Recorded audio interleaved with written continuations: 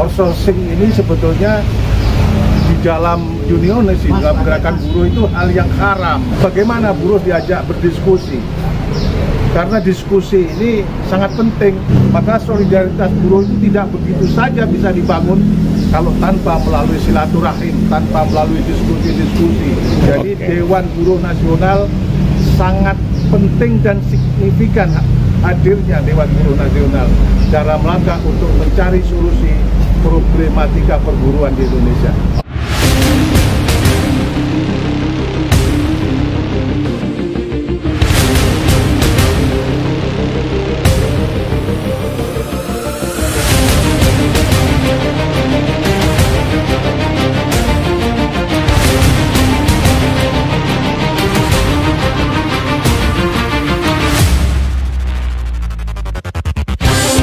Dengan lahirnya Dewan Buruh Nasional ini, apa yang terbersit dalam benak Bapak? Terima kasih. Saya kira kita sebagai unionis, sebagai aktivis gerakan buruh, pada hari ini dengan lahirnya Dewan Buruh Nasional ini sangat penting. Karena gerakan buruh ini tidak bisa berhenti. Kalau sekarang persoalan-persoalan buruh, katakanlah sudah mencapai UMR umpamanya. UMR itu hanya sekedar memenuhi kebutuhan-kebutuhan taktis yang tercukupi pada 1 bulan. Tetapi buruh belum mampu untuk mempunyai tabungan, untuk mempunyai hal-hal gaji itu bisa dipergunakan untuk umpamanya rekreasi dan lain sebagainya. Masih banyak juga persoalan-persoalan tentang outsourcing. Outsourcing ini sebetulnya di dalam unionis, dalam gerakan buruh itu hal yang haram. Tetapi outsourcing di daerah-daerah industri manufaktur seperti di Bekasi, di Surabaya, di Batam, ini outsourcing masih merajalela. Bahkan outsourcing itu membebani orang yang mau bekerja, harus membayar ini, itu, dan lain sebagainya. Oleh karena itu, Dewan Buruh Nasional ini adalah sebuah solusi, bisa dijadikan wadah demokratisasi dalam rangka membicarakan persoalan-persoalan perburuan di Indonesia. Karena terus terang saja, pemerintah saat ini punishment-nya, gerakannya itu kurang tajam, hanya sebatas seremonial, hanya sebatas kunjungan-kunjungan dan lain sebagainya. Tapi bagaimana mempertemukan pemikiran-pemikiran buruh nasional itu tidak ada. Tokoh-tokoh buruh dikumpulkan, dimintai pikiran-pikirannya untuk para pekerja dan buruh ke depan itu juga tidak ada. Jadi sekedar pendekatannya pendekatan kekeluargaan aja, ketemu, kita dijamu, kita ditemui, buruh merasa bangga, habis itu selesai. Tetapi tidak tajam terhadap bagaimana buruh diajak berdiskusi. Karena diskusi ini sangat penting. Kalau di dalam Islam, orang silaturahim tidak hanya sekedar silaturahim. Silaturahim yang mempunyai muatan pahala yang sangat banyak bisa ditingkatkan menjadi silatul fikr.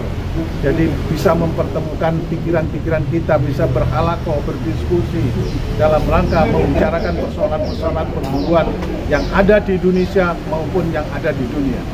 Setelah itu baru ada silatul amal, bagaimana hasil dari diskusi kita aplikasikan dalam bentuk program-program buruh, program-program pekerja yang ada di Indonesia. Dan setelah itu baru membangun silatul ukhuwah, bagaimana membangun persatuan kebersamaan, membangun solidaritas itu ada di sini.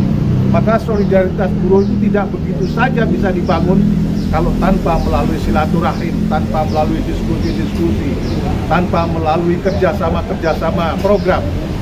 Sehingga kalau hanya jargon solidaritas, ini kita hanya dituduh nanti gerakan sosialis. Padahal buruh memperjuangkan itu bukan untuk orang lain, tetapi memperjuangkan untuk dirinya sendiri. Saya kira itu. Jadi Dewan Buruh Nasional sangat penting dan signifikan hadirnya Dewan Buruh Nasional dalam rangka untuk mencari solusi problematika perburuan di Indonesia. Oke, kira-kira kan selama ini sudah diperjuangkan oleh beberapa konfederasi, organisasi, dan serikat. Nah, strategi apa yang akan diterapkan oleh Dewan Buruh Nasional supaya hak buruh itu tidak seperti yang tadi Bapak ceritakan? Memang serikat buruh ini banyak sekali yang terdaftar di Kementerian Ketenagakerjaan. Namun Dewan Buruh ini bisa menggalang teman-teman serikat-serikat buruh, apa pikiran-pikiran serikat buruh. Contoh, pikiran-pikiran serikat buruh A, pikiran-pikiran serikat buruh B, bisa kita padukan, bisa kita menjadi fasilitator untuk mengundang mereka, apa sih maunya mereka, sehingga titik temu di dalam program-program nasional tentang ketenagakerjaan itu bisa ada jalan keluarnya.